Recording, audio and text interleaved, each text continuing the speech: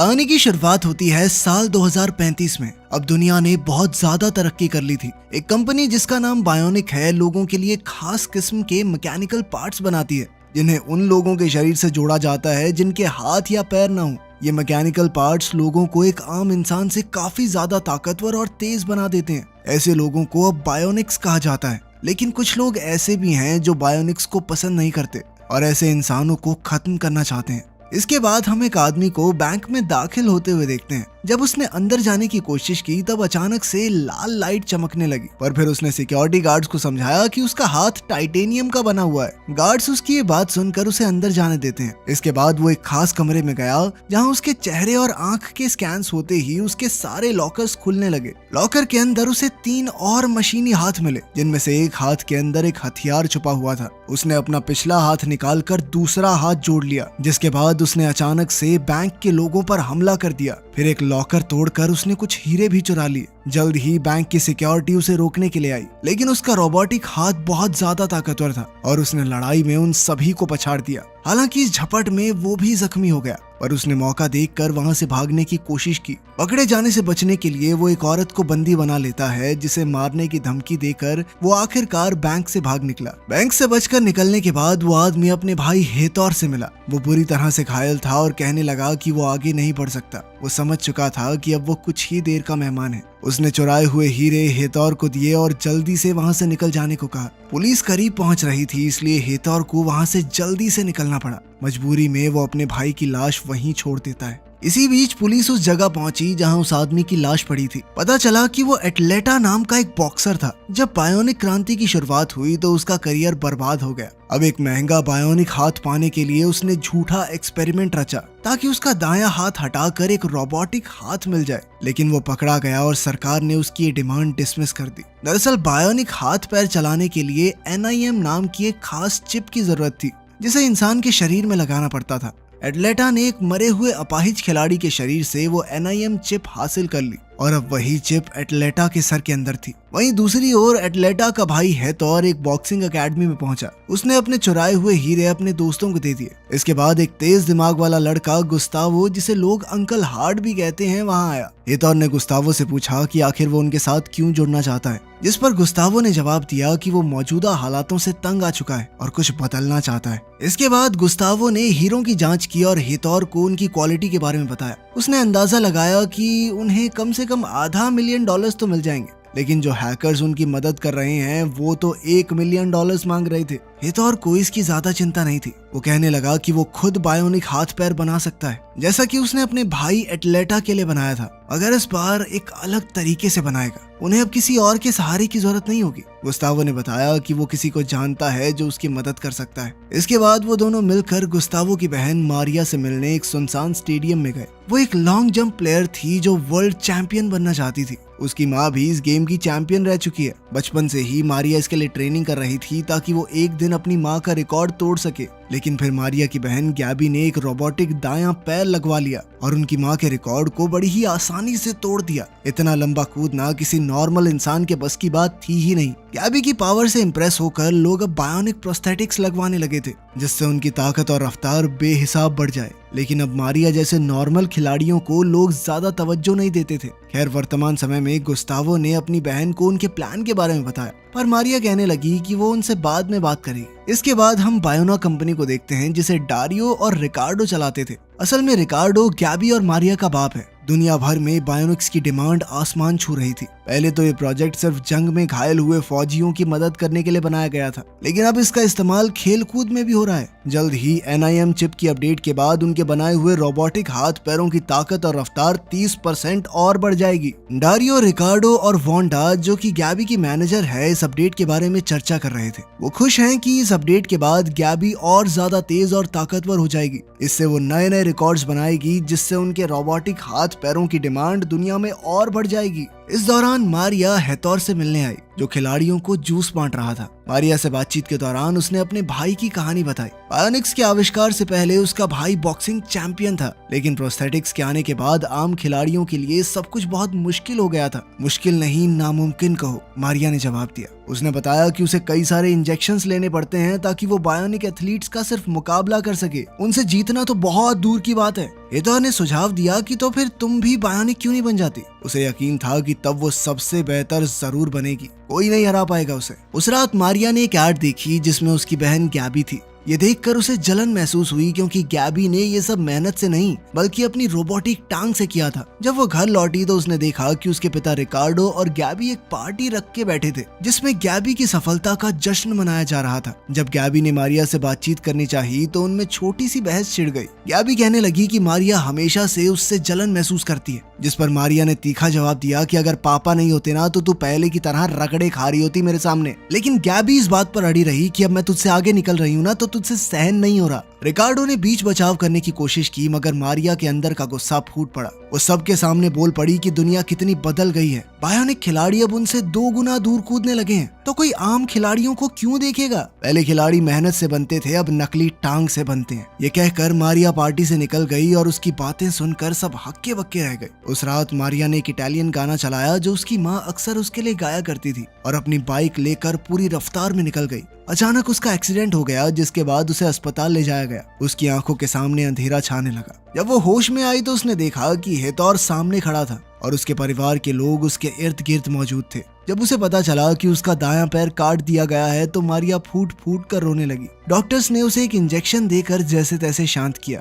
इसी बीच पुलिस वाले हेथोर और उसके लोगों की जांच कर रहे हैं, क्योंकि उन पर शक था कि वो लोग खिलाड़ियों को बायोनिक बनाने के लिए जानबूझकर उनके हाथ पैर कटवाते हैं। जल्द ही मारिया को हेथोर का मैसेज मिला, जिसमें उसने पूछा था कि मेरा भेजा हुआ गिफ्ट मिला या नहीं। इस बीच मारिया थोड़ा लड़खड़ा गई तो गैबी ने उसे सहारा दिया और बिना क्रच के चलने के लिए उत्साहित किया। मारिया एक बार को तो गिर गई, पर हिम्मत करके फिर से खड़ी हो गई। फिर गैबी ने उसे हेथोर का दिया हुआ गिफ्ट पकड़ाया, जिसमें एक गुड़िया थी जिसकी एक टांग पर बायोनिक प्रोस्थेटिक्स लगे हुए थे। ये एक इशारा था कि हेथोर मारिया को बायोनिक प्रोस्थेटिक्स देना चाहता है, जिसे देखकर वो खुश हो गई। जल्द ही वो NIM चिप मारिया के सर में लगा दी गई। डॉक्टर डारियो ने खुद उसका इलाज किया और सब कुछ एकदम बढ़िया तरीके से हुआ। इसके बाद मारिया को एक नया मशीनी पैर लगाया गया। मारिया खुशी से झूम उठी, क्योंकि अब वो सब कुछ दोबारा से कर सकती थी जो वो पहले करती थी, बल्कि अगर वो चाहे तो बेहतर भी कर सकती है। जल्द ही उसने फुल स्पीड में भागकर दूर तक जंप लगा दी। वो अचानक जमीन पर गिर पड़ी, जिसके बाद डॉक्टर डारिया ने उसे समझाया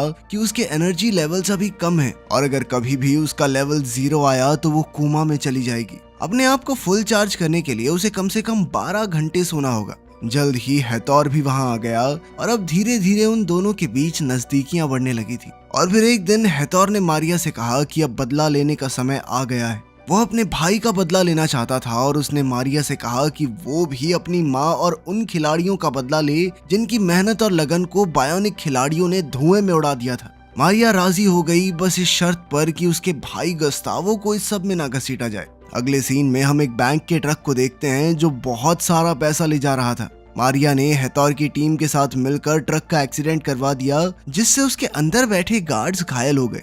जल्द ही मारिया ने स्मोक बॉम्ब्स फेंक दिए ताकि गार्ड्स बाहर निकलने के लिए मजबूर हो जाएं। पर तभी अचानक हेथोर ने उनमें से एक गार्ड को मार डाला और ये देखते ही मारिया चौंक गई। पुलिस करीब आ रही थी, इसलिए वो सब जल्दी से पैसे लेकर वहां से भाग निकले। बेस पर पहुंचने के बाद मारिया हेथोर पर गुस्सा हो जाती है। वो चिल्लाने लगी कि ये तो बदला लेने का कोई तरीका नहीं है, जिस पर हेथोर ने उसे समझाया कि उसे मारना जरूरी था, क्योंकि उस गार्ड ने मारिया का चेहरा देख लिया था। वो कहने लगा कि जीतने के लिए कुछ खोना तो पड़ता है और तुमसे बेहतर इस बात को कौन समझेगा।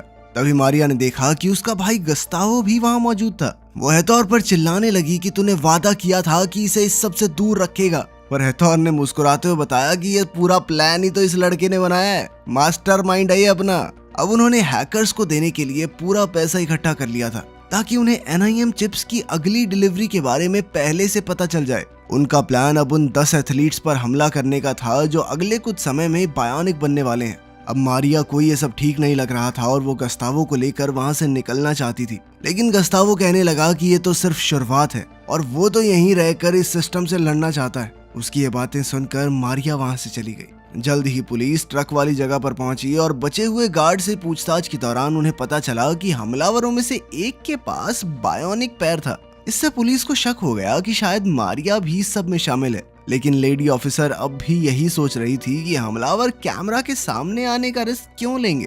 इसके बाद उन्होंने मारिया के एक्सीडेंट की फुटेज एक बार फिर से चेक की। इधर मारिया सोच में पड़ी हुई थी कि आखिर उसकी जिंदगी में ये सब क्या चल रहा है। अगली सुबह उसकी बहन गैबी उसके पास आई और उसके बायोनिक पैर को देखकर पूछा कि सब सही है ना। तभी उनके पिता रिकार्डो वहां आकर कहने लगे कि इस बार के कंपटीशन में उनके घर से 2 बायोनिक एथलीट्स हिस्सा लेंगे, मारिया और गैबी। उन्होंने बताया कि बायोना कंपनी मारिया को स्पॉन्सर करने के लिए तैयार है। ये सुनकर मारिया तो बहुत खुश हुई, पर गैबी इतनी खुश नहीं दिख रही थी। दूसरी तरफ स्टेडियम में एक पुलिस वाला गुस्तावो से बात करने आया और उसके हाथ पर हेतोर का टैटू देखकर वो चौंक गया। वहीं दूसरी ओर मारिया और गैबी के बीच ट्रेनिंग के दौरान तनाव और बढ़ने लगा। पुलिस वाले ने बीच में आने की कोशिश की, पर मारिया ने अपने बायोनिक पैर से उस पर वार करके उसे जमीन पर गिरा दिया। इसके बाद उन्होंने ऑफिसर से पूछा कि क्या उन्होंने उसका एक्सीडेंट करके भागने वाले इंसान को पकड़ लिया, पर ऑफिसर ने कहा नहीं। फिर गुस्से में मारिया उसे अपना काम ढंग से करने की हिदायत देकर वहां से चली गई। जल्द ही उस पुलिस वाले ने रिकार्डो के परिवार से बात की। ऑफिसर ने बताया कि मारिया का एक्सीडेंट करने वाली गाड़ी तो गायब हो चुकी है, लेकिन उस गाड़ी का नंबर एक ऐसे आदमी के नाम पर रजिस्टर्ड है जो जिंदा तो है ही, और उसने हादसे से पहले ही पुलिस को फोन करके इस बारे में बता दिया था। लेकिन जैसे ही उसने हेतोर के बारे में बातचीत शुरू की तो गुस्तावो ने चिढ़कर ऑफिसर से कहा कि हेतोर को इस सब में बिना बात घसीटने की कोशिश ना करे तो बढ़िया है। अगले दिन गुस्तावो ने हेतोर को बताया कि पुलिस अब मारिया पर नजर रखे हुए है। गैबी जो उनकी बातों को छुपकर सुन रही थी, वो इस बारे में और जानकारी इकट्ठा करने की कोशिश करने लगी। जब उसने पुलिस को की गई कॉल रिकॉर्डिंग सुनी तो उसमें उसकी माँ का वो खास इटालियन गाना बैकग्राउंड में चल रहा था। पुलिस वाले ने बताया था कि कॉल एक्सीडेंट से पहले ही कर दी गई थी, जिसका मतलब ये था कि मारिया पहले से अपना एक्सीडेंट करने वाले इंसान से मिली हुई थी। गैबी समझ गई कि मारिया ने इस हादसे को जानबूझकर करवाया ताकि वो भी बायोनिक बन सके।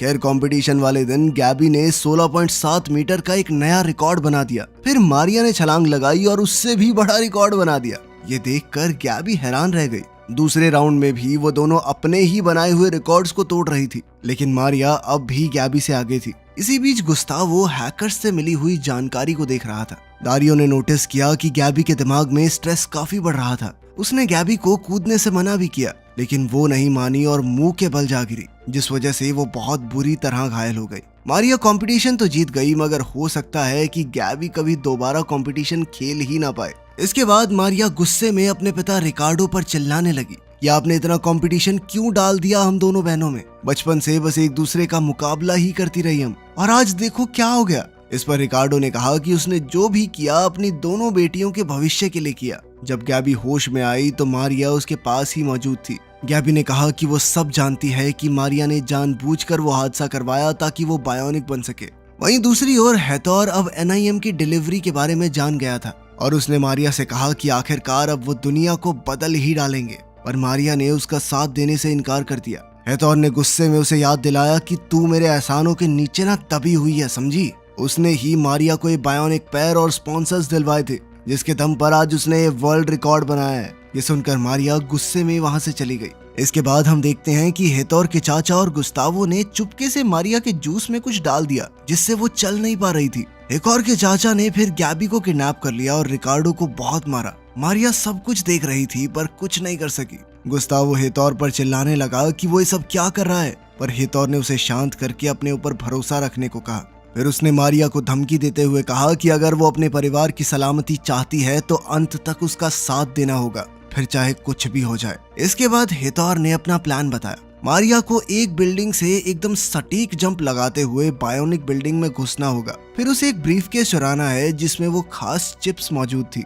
मारिया बिल्कुल प्लान के मुताबिक बायोनिक बिल्डिंग में कूद गई और बड़ी ही आसानी से सिक्योरिटी गार्ड्स को पीटकर उसने वो ब्रीफकेस हासिल कर लिया। लेकिन इसी बीच पुलिस को इसकी खबर लग गई। दारियो को भी जल्द ही पता चला कि इम्प्लांट्स चुरा लिए गए हैं। उसने पुलिस के साथ ही CCTV कैमरास में मारिया को उन्हें चुराते हुए देखा। पुलिस से भागते हुए मारिया को हेतोर की बाइक दिखाई दी। गुस्से में उसने अपनी गाड़ी से उसे जबरदस्त टक्कर मार दी, मगर जल्द ही उसे पता चला कि वो हेतोर नहीं, उसका खुद का भाई गुस्तावो है, जो बुरी तरह से घायल हो गया था। जल्द ही हेतौर अपनी गैंग के साथ वहां पहुंचा। मारिया ने उस पर हमला करने की कोशिश की मगर उन्होंने पहले वार करके उसे बेहोश कर दिया। होश में आने पर मारिया को उसके परिवार के साथ ही बांध दिया गया। हेतौर ने उनके सामने ही वो ब्रीफकेस अपने बॉस को दिया। मारिया को ये सब देखकर बहुत बड़ा धक्का लगा क्योंकि वो मानती थी कि हेतौर सिस्टम को बदलना चाहता है, लेकिन वो तो ये सब सिर्फ पैसों के लिए कर रहा था। हेतौर और उसका बॉस काफी खुश थे क्योंकि उन्होंने सोचा था कि उसमें सिर्फ 10 ही चिप्स होंगी, लेकिन उस ब्रीफकेस में इससे कहीं ज्यादा मिली। इससे तो वो पूरी बायोनिक्स की फौज खड़ी कर सकते हैं। वो खुशी मना ही रहे थे कि तभी मारिया ने अपने आप को आजाद करके टेबल पर जबरदस्त लात दे मारी, जिससे वो सारी चिप्स इधर उधर गिर गई। इसके बाद हेतौर की गैंग और मारिया के बीच में लड़ाई छिड़ गई मगर मारिया अपनी बायोनिक ताकत से उनके छक्के छुड़ाने लगी। उधर गैबी ने भी जैसे तैसे खुद को आजाद कर लिया था। बाकी सबको हराने के बाद अब मारिया हेतौर को खत्म करने ही वाली थी, लेकिन उसने मौका देखकर धोखे से उस पर चाकू से हमला कर दिया। फिर उसने गैबी को भी मारने की कोशिश की, लेकिन इससे मारिया को बहुत गुस्सा आया और उसने उठकर हेतौर को खत्म ही कर दिया। पर तभी पुलिस भी वहां पहुंच गई। मारिया ने सरेंडर करने की बजाय भागना सही समझा और पुलिस से भागते हुए उसकी रोबोटिक टांग तारों के जाल में फंस गई। एक ऑफिसर ने उसे सरेंडर करने को कहा पर मारिया ने वहां से निकलने के लिए अपने बायोनिक पैर को ही खोल दिया, जिससे वो सीधा नीचे जा गिरी। वो बुरी तरह से जख्मी हो गई थी। उधर गैबी एक टांग पर चल के पास में ही खड़ी एक कार में घुसी और अपनी बहन को पुलिस के चंगुल से बचा कर ले गई। आज पहली बार दोनों बहनों ने एक दूसरे के लिए प्यार महसूस किया था। इधर डारियो को गुस्तावो बहुत बुरी हालत में मिला, लेकिन वो अभी भी जिंदा था। लगभग 6 महीने बाद पुलिस अब भी दोनों भाइयों को ढूंढ रही थी। वो दोनों अब एक अनजान जगह पर अपाहिज बच्चों के लिए एक स्कूल चला रही थी। डारियो ने वहां आकर उनके काम की तारीफ की और पूछा कि सबके लिए पैसे कहां से आए। इसके बाद हम दोनों बहनों को हेतौर के बॉस से मिलते हुए देखते हैं। उन्होंने उसे समझाया कि बायोनिक्स की फौज की जरूरत नहीं है तुझे, उसकी सिक्योरिटी के लिए वो 3 ही काफी हैं। जिस पर बॉस ने पूछा कि 3 कौन? उसके ये कहते ही लगभग पूरी तरह से बायोनिक बन चुका गस्तावो गाड़ी से बाहर आया। बॉस ने उसकी पावर टेस्ट करने के लिए अपने गुंडों को उस पर हमला करने को कहा, लेकिन गस्तावो ने बड़ी ही आसानी से पहले गुंडे को पीटकर उसकी आयरन रॉड से दूसरे गुंडे की चलाई गोली इस तरह से मारी कि वो बॉस की टोपी को छेदते हुए गई। बॉस उनकी काबिलियत देखकर इम्प्रेस हो गया और उसने डील पक्की कर दी। उसी से मिलने वाले पैसों का इस्तेमाल अब वो तीनों भाई बहन अच्छे कामों के लिए करते हैं। वीडियो पसंद आई तो लाइक कर देना, चैनल को सब्सक्राइब कर लेना। मिलते हैं अगली वीडियो में।